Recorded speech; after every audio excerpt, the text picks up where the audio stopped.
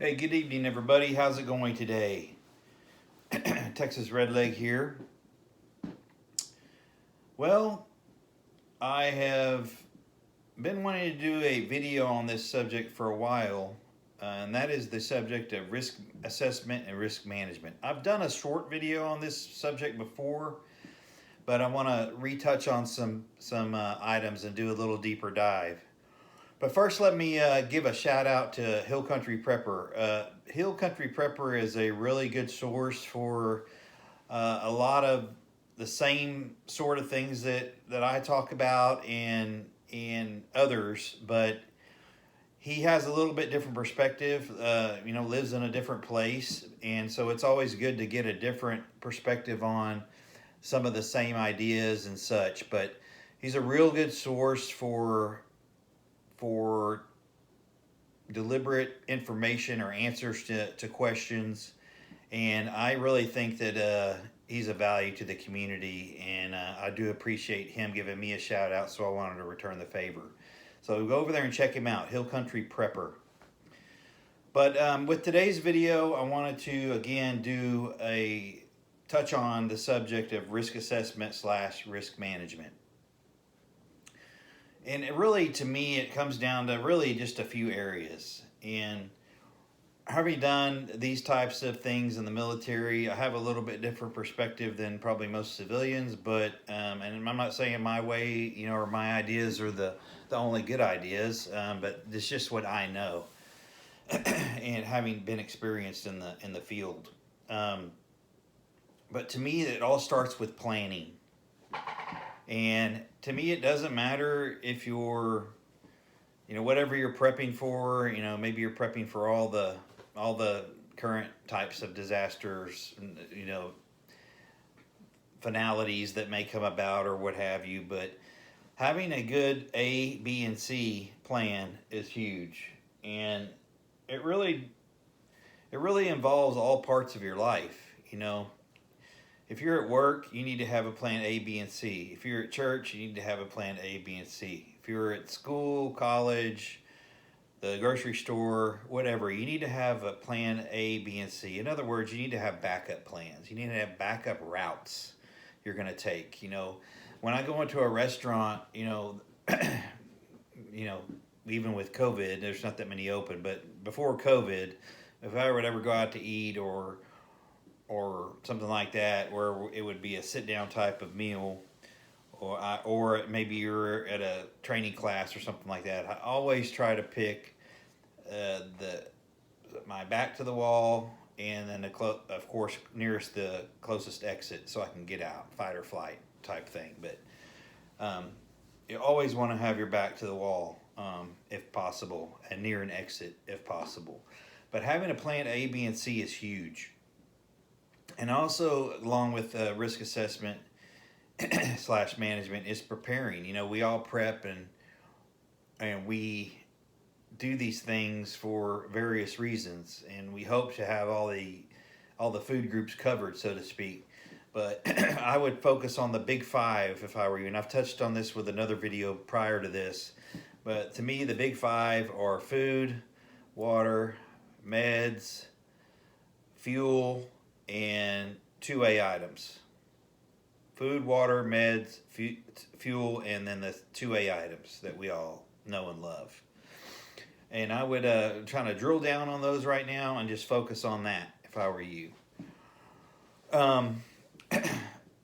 Another important item is, staying vigilant and keeping your eyes open. There's a lot of people that they're so busy, or they're enamored with their phone or whatever they're doing, and their heads down all the time. They're not even paying attention to anything but the screen.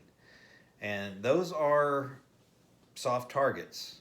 And if you're one of them, I'm sorry, but you need to change the way you operate, because if you value your life or value, your possessions, you stuck with your head down and in your phone screen or iPad screen or whatever, not paying attention, is a big time target of opportunity. All right. Criminals like easy prey. They don't want to have to fight for it. That's why they try to overwhelm their targets. Quick, fast, overwhelming force, they're gone with your stuff, or maybe you're dead.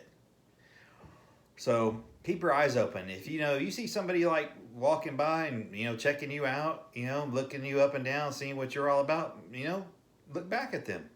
Let them know, hey, I'm watching you. They probably not going to want any. You have to carry yourself a certain way. You have to carry yourself like you are in control. You carry yourself like you know what's going on and that you're prepared. Carry yourself to come across that way. Don't come across as a sheep, because you'll probably be a victim. Don't take unnecessary risks and chances. So maybe it's going to be an ice storm in North Texas over the next couple of days. Well, maybe I'm going to go get all my stuff that I need. I don't need anything, but if I were in need of something, I'm probably going to go ahead and pick that up on the way home this evening, and not even have to worry about getting out in it if it happens. It could be anything. It could be, we're out of ice cream on Saturday night at midnight. Well, maybe you shouldn't go to the store and get that ice cream until tomorrow. Is it really that necessary? Are you putting yourself at unnecessary risk and peril by making a impulse decision to go out and buy ice cream when there's probably nothing but bad out there that's going to happen or could happen?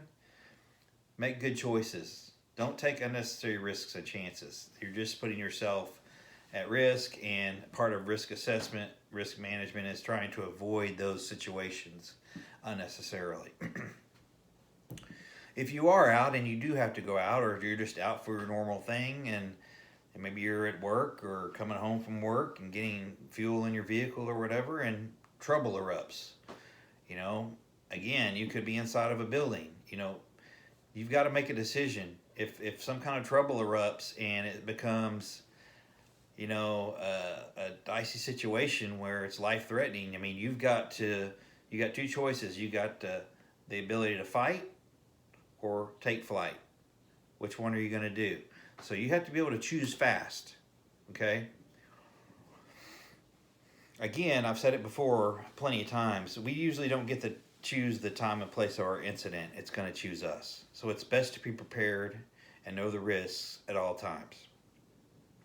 If you do have to fight, okay, and if you do have to engage somebody with deadly force,